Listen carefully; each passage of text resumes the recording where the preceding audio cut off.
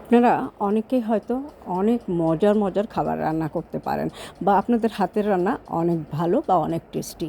তো আমি কিন্তু রান্না যেটা করি সেটা টেস্টি হওয়ার তো অবশ্যই হয়, তবে আমি চেষ্টা করি একটু ভিন্ন রান্না বা ভিন্ন এলাকার বা বিভিন্ন এলাকার একটু অন্যরকম রান্নাগুলো।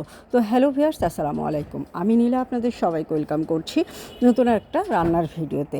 আর আজকে আমি একটু ভিন্ন রকম করে একটা রান্না করব। তো পুরো ভিডিওটা বা রেসিপিটা আপনাদের সাথে শেয়ার করব। আপনারা পুরো ভিডিওটা দেখবেন, আশা করি ভালো লাগবে। তো কথা বলতে বলতে আমি পেঁয়াজ কেটে নিয়েছি, কাঁচামরিচ কেটে নিয়েছি, এখন টমেটো কুচি করে নিচ্ছি।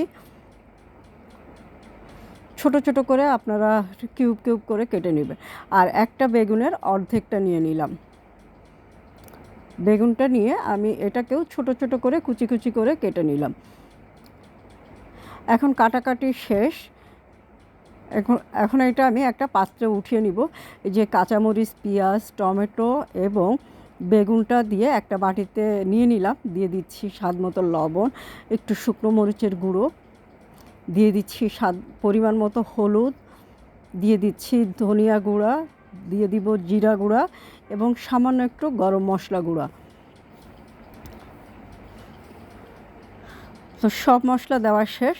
এখন এটা আমি হাত দিয়ে খুব ভালো করে চটকে নিব। বেগুনটা এবং টমেটোটা একদম হাত দিয়ে ভেঙে ভেঙে নিব। দেখেন, দেখেই খেতে লোভ লাগছে না? অনেক মজা হয়েছিল, মজার একটা খাবার।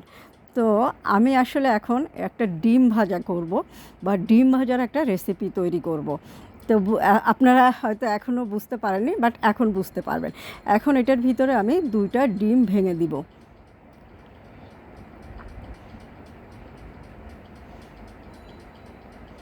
তো আরেকটু হাত দিয়ে ভালো করে চটকে নিলাম। এখন 2টা ডিম ভেঙে এটার ভিতরে দিয়ে এটাকে আরেকটু ভালো করে মাখিয়ে নিব।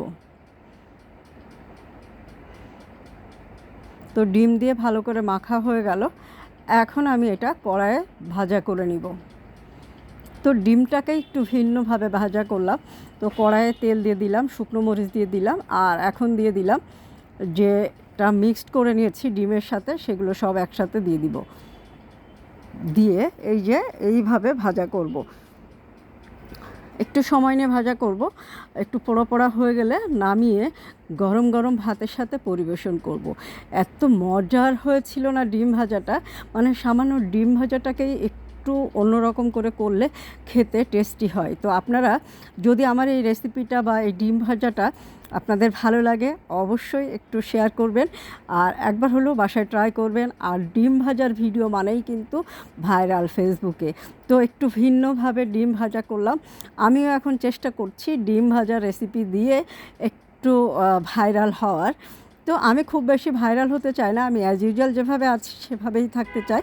তবে এই ডিম ভাজাটাকে একটু সুন্দরভাবে ট্রাই করলাম, একটু অন্যভাবে ট্রাই করলাম। আপনারাও একবার ট্রাই করে দেখবেন, গরম গরম ভাতের সাথে খেতে খুব মজা লাগবে বা রুটির সাথে খেতেও কিন্তু ভালো লাগবে। আর সাথে যদি এরকম শুকনো মরিচ থাকে, আপনি এক গাল ভাত নেবেন আর শুকনো মরিচ কামড় দিবেন, বুঝতেই পারছেন খেতে কিন্তু অসাধারণ লাগবে। সাথে আছে এক টুকরো লেবু। তো ভিডিওটা আজকে এই পর্যন্ত। আপনারা ভালো থাকবেন, সুস্থ থাকবেন, আমার পেজের সাথে থাকবেন।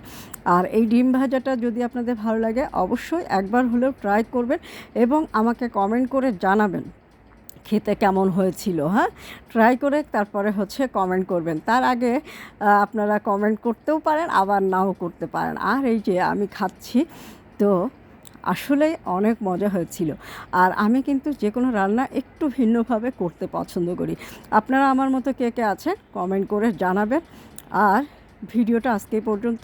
ভালো থাকেন, সুস্থ থাকেন, আমার পেজের সাথে থাকেন। সুস্থ থেকে সুন্দর সুন্দর সাধারণ খাবারগুলো খাওয়া দাওয়া করেন। তো আল্লাহ হাফেজ, আসসালামু আলাইকুম।